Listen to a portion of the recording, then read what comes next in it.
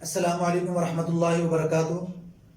میں ہوں آپ کا خادم روحانی معالج قاری محمود الحسن نقشبندی اویسی۔ آج کا ہمارا موضوع ہے شادی۔ کچھ دوستوں نے لکھا ہے کہ بہت سے اعمال انہوں نے کیے لیکن شادی ان کی نہیں ہو رہی، تو اس کے لیے آج ہمارا مجرب عمل ہم وہ آپ کی خدمت میں پیش کر رہے ہیں۔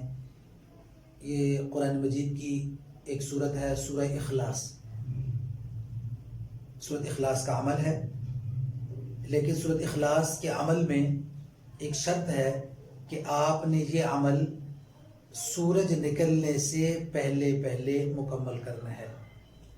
سورت پڑھنی ہے فقط 101 مرتبہ، اور اول آخر 7 مرتبہ درود تنجینہ پڑھیں۔ اگر درود تنجینہ آپ کو نہیں آ رہا تو آپ نماز والا درود شریف پڑھ سکتے ہیں۔ 101 مرتبہ پڑھنی ہے سورج نکلنے سے پہلے، اس کو مکمل کرنا ہے، اس عمل کو۔ تو اس کے بعد پھر آپ دعا مانگ لیں۔ اگر آپ نے وقت کی پابندی کی تو انشاءاللہ اللہ رب العالمین کی رحمت سے امید ہے کہ 40 دن پورے نہیں ہوں گے، اللہ آپ کی شادی کے اسباب مہیا فرما دیں گے۔ اور اگر خواتین یہ عمل کرنا چاہیں، مائیں اپنی بیٹیوں کے لیے کرنا چاہیں تو وہ بھی کر سکتی ہیں، اور اسی طرح بڑی بہن ہے، اس کی جو شادی شدہ ہے، وہ اپنی چھوٹی بہن کے لیے عمل کرنا چاہے تو وہ کر سکتی ہے۔ تو ہماری بچیاں خود بھی یہ عمل کر سکتی ہیں۔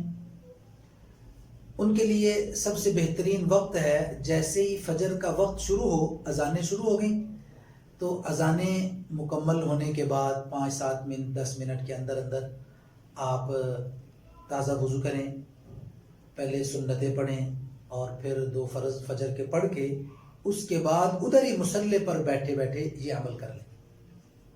وقت کی پابندی کریں اور پوری توجہ کے ساتھ پڑھیں، پورے دھیان کے ساتھ یہ عمل کریں، اس لیے کہ یہ سورۃ اخلاص یہ اللہ رب العالمین کا تعارف ہے، اور بعض علماء فرماتے ہیں کہ یہ اسم اعظم ہے، اور اسم اعظم تو آپ نے سنا کہ اسم اعظم کے ذریعے سے جو بھی دعا کی جائے وہ قبول ہوتی ہے۔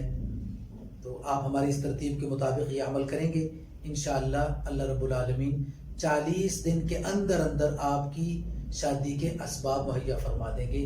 اللہ تعالیٰ تمام مسلمانوں کی اولادوں کو جو شادی کی عمر کو پہنچ چکے ہیں اور شادی ان کی ضرورت ہے، اللہ تعالیٰ بر وقت سہولت عافیت کے ساتھ شادی کے اسباب اور تمام ضروریات کو مہیا فرمائے۔ وآخر دعوانا